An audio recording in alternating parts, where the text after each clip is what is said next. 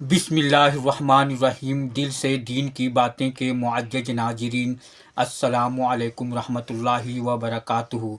प्यारे दोस्तों, हम बड़े शौक़ से शब-ए बारात मनाते हैं और अधिकांश घरों में शब-ए बारात के मौके पर हलवा बनाया जाता है। तो हर मुसलमान को ये जानना ज़रूरी है कि क्या शब-ए बारात में हलवा बनाना जायज़ है या हराम है। अगर हराम है तो क्यों, और अगर जायज़ है तो क्यों। तो आइए सुनते हैं मुफ्ती सलमान अजहरी का ये बयान, शब-ए बारात में हलवा मनाना कैसा है, जायज़ या हराम। लोगों के हिसाब का वक्त करीब आ चुका, वहुम फी गफलति मुअरिदून, और वो इतराए हुए गफलत में पड़े हुए हैं, मुंह फेरे हुए हैं। लोगों को इस बात का अंदाजा ही नहीं कि हिसाब का दिन कितना सख्त होने वाला है। मेरे अजीजों, जब नबी पाक सल्लल्लाहु तआला अलैहि वसल्लम ने ये इरशाद फरमाया कि मैं और क़यामत ऐसे हैं जैसे दो उंगलियां करीब हैं। अस्सलाम वालेकुम मुसलमानों, शब-ए बारात के दिन हलवा बनाना और उसे खाना जायज है या नाजायज है, ये कहाँ से साबित है, इस पर हम सब बाद में जिक्र करेंगे दोस्तों। लेकिन उससे पहले मुफ्ती सलमान अजहरी साहब का ये पूरा बयान सुनना हर मुसलमान के लिए बहुत ही जरूरी है, क्योंकि मुफ्ती सलमान अजहरी साहब ने इस वीडियो में बताया है कि क़यामत की वो बड़ी निशानी पूरी हो चुकी है, और वो कौन सी निशानी है जो इस शब-ए बारात में पूरी होने वाली है। तो दोस्तों, इस वीडियो को आखिर तक देखें और इस वीडियो को देखने के साथ ज्यादा से ज्यादा शेयर करें ताकि हर मुसलमान तक ये पैगाम पहुंचना चाहिए दोस्तों। और ये भी हदीस पाक में है कि अगला जमाना इतनी तेज गुजरेगा कि तुम्हें उसका अंदाजा ही नहीं होगा। जमानों पर जमाने आते चले जाएंगे।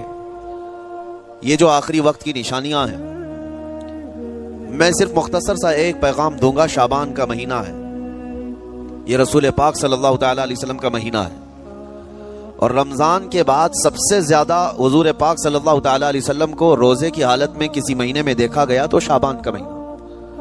फरमाया गया कभी कभार पूरे शाबान का महीना हुजूर सल्लल्लाहु अलैहि वसल्लम रोजे से रहते, और ये इरशाद फरमाते कि ये महीना ऐसा है जिसमें सारे लोगों के अमाल अल्लाह के हुजूर जाते हैं, पेश किए जाते हैं। और मेरे आका फरमाते हैं इस हाल में मेरे अमाल पेश किए जाएं अल्लाह की बारगाह में कि मैं रोजे के आलम में हूं। जब मेरे अमाल पेश किए जाएं अल्लाह की बारगाह में तो मैं रोजे की हालत में हूं। तो ये शाबान का महीना जो अब रमजानुल मुबारक के करीब कर रहा है, लेकिन बाज़ बुजुर्गों ने यह भी फरमाया शाबान में मौतें भी कसरत से होती हैं। लोगों का यहाँ पर हिसाब किताब 15वीं शाबान को, जो अब शब बारात आने वाली है, लिख दिया जाता है साल भर में क्या क्या होने वाला है, कितने लोग जाने वाले हैं। कई लोगों की किताबें बंद कर दी जाती हैं। हदीस पाक में यह भी है कि फैसला अल्लाह ताला फरिश्तों के हवाले फरमा रहा होगा। हालांकि जब हम माँ के पेट में थे तभी लिख दिया गया है कि कितनी उम्र है, लेकिन फरिश्तों को जो ट्रांसफर किया जाता है साल में एक मरतबा, अगले साल इनका क्या क्या होना है। और हदीस में है किसी के मुतालिक फरिश्तों को यह कहा जा रहा होगा कि फलां 1 महीने बाद, 2 महीने बाद, 1.5 महीने के बाद उसकी फलां वजह से मौत आएगी, लेकिन वो बंदा शादी की तैयारी कर रहा होगा। वो बंदा जिसकी मौत का ऑर्डर जारी हो चुका है, फरिश्ते ले चुके हैं, वो अपने कारोबार के और अपने घर बार के बनाने में मसरूफ होगा। उसे अंदाजा तक नहीं होगा कि शाबान के इस महीने में उसकी मौत का परवाना निकल चुका है।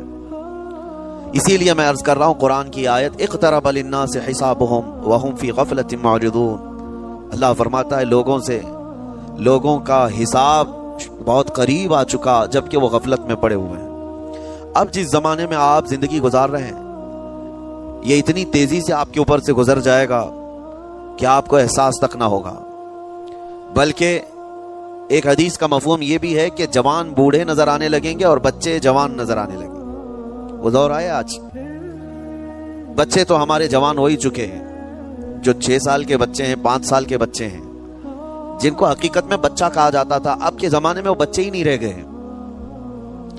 8 साल के बच्चे, वो बच्चे ही नहीं रह गए। सारी स्कूलों के हालात हमारे पास आए दिन नई नई खबरें आती हैं। 3री जमात का, 4थी क्लास का बच्चा खतरनाक किस्म के नशों में मुब्तला है, जो बड़े बड़े जवान भी नहीं किया करते थे। तो बच्चा कहाँ रहा। हुजूर पाक सल्लल्लाहु तआला अलैहि वसल्लम ने फरमाया था बच्चे जवान लगेंगे और जवान बूढ़े। और जवानों की हालत ये है कि सारे मजे अपने बचपन में इतने कर लिए कि जवानी में ताकत ही खत्म हो गई। 25 साल की उम्र में ऐसे लगते हैं जैसे कि बुढ़ापा आ गया, कमजोरियां आ गई। 30 साल पहले के दौर में 40 साल को भी जवानी कहा जाता था। اب کے دور میں 40 سال تو بڑھاپا ہو گیا. 30 سال کی عمر کے بعد آج کے نوجوانوں کے جواب دینے لگ جاتے ہیں. اس کی وجہ یہ ہے کہ بچپن میں اپنے آپ کو برباد کر لیا, بچپن میں اپنے آپ کو ختم کر لیا. تو جو بچپنا تھا اس کو جوانی میں بتا دیا, اور جو جوانی وہ بڑھاپے میں.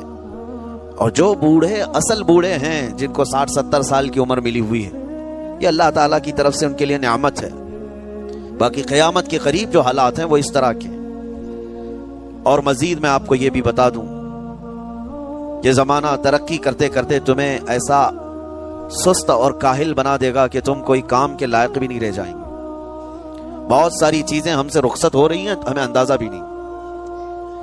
ابھی کل ہی میں ذکر کر رہا تھا, ابھی 10 سال پہلے 20 سال پہلے جو چیزیں ہمارے آنکھوں کے سامنے موجود تھی وہ اب غائب ہو چکی ہیں.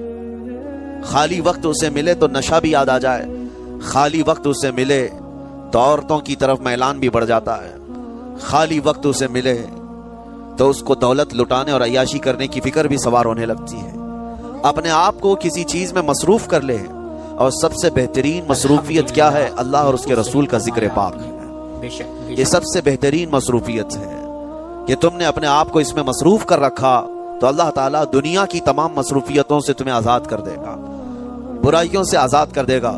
قرآن میں رب تعالیٰ فرماتا ہے وَقَالُوا حَسْبُنَ اللَّهُ وَنِعْمَ الْوَكِيلُ, جنہوں نے یہ کہا ہمارا رب ہمارے لیے کافی ہے, ہمارا اللہ ہمارے لیے کافی ہے. اور کیا ہی بہترین مددگار ہے, کیا ہی بہترین وکیل ہے جس نے یہ کہا.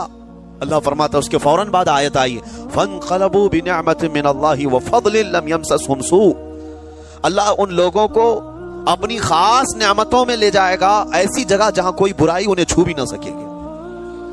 جنہوں نے اللہ کی بارگاہ میں یہ کہا حسبنا اللہ ونعم الوکیل. آگے بھی ہے دوسری آیت ہے نعم المولا ونعم النصیر. جس نے یہ کہا, اللہ فرماتا ہے ان بندوں کو اللہ اپنی خاص نعمتوں میں لے جائے گا اور فضل میں لے جائے گا, ایسی جگہ لم یمسسہم سوء, جہاں انہیں کوئی برائی چھو بھی نہ سکے گی, کوئی برائی نہ آ سکے گی. اسی لیے کثرت سے اپنے آپ کو مصروف رکھو. بالکل صحیح فرمایا. یہ جو محافل ہماری ہو رہی ہیں اللہ کرے کہ ہمیشہ قائم رہے.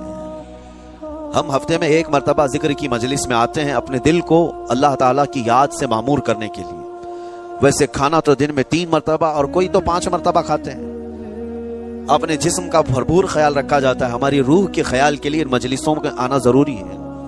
یہ مجلسوں کی پابندیاں, اور اگر آپ اس کو ہی یہ سمجھ کر نہ چلیں کہ ہم نے ایک بار ہفتے میں ذکر کر لیا تو اب کافی ہے. ہماری گاڑی بھی جو ہے پیٹرول بار بار مانگتی ہے. کیا بات ہے. اس کو جس طرح سے چلاتے ہیں اس طرح سے اس کی خواہش بھی ہے. روزانہ گاڑی کو اگر کہیں کھڑی کر رکھیں تو زیادہ پیٹرول نہیں لگے گا, لیکن چلتی رہے تو بار بار پیٹرول کی ضرورت ہے. ہم میں سے ابھی کوئی ایسا نہیں ہے جو بستر پر پڑا ہوا ہے. ہر کوئی چل رہا ہے, پھر رہا ہے, دنیا میں مصروف ہے. تم اپنے کھانے پانے بھی کر رہے ہو, لوگوں سے ملاقات بھی کر رہے ہو, اس کا مطلب ہے تمہاری گاڑی چل رہی ہے اور اس کو پیٹرول بار بار چاہیے. اور یہی جو ایندھن ہے, یہ پیٹرول ہے, اس کا کام یہ اللہ تعالیٰ کا ذکر کرتا ہے. تمہارے جسم کو بیلنس رکھنے کے لیے, تمہاری فکروں کو بیلنس رکھنے کے لیے, تمہارے دماغ کو صحیح سلامت ایک نہج پر رکھنے کے لیے یہ ذکر کی محافل قوت دیتی ہیں. اگر اس ہفتے میں آپ نے ذکر کیا نہیں ہوا تو آپ اپنے ہی گھر پر سونے سے قبل بستر پر بیٹھ کر کیوں اللہ کا ذکر نہیں کر لیتے؟ 5 منٹ 10 منٹ اس مولا کو پکار کر کے سونے میں کیا حرج ہے؟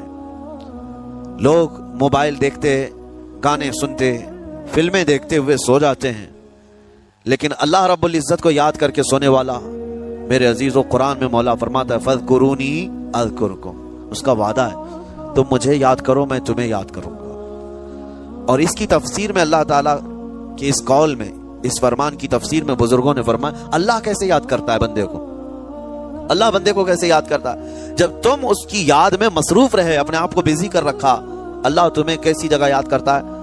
فرماتے ہیں مفسرین کہ بندہ تو لوگوں میں اللہ کو یاد کیا اور اللہ بندے کو فرشتوں میں یاد کرتا ہے. فرشتوں کے درمیان تمہارا ذکر ہونے لگتا ہے کہ فلاں کا بیٹا فلاں آج میرا ذکر کر رہا,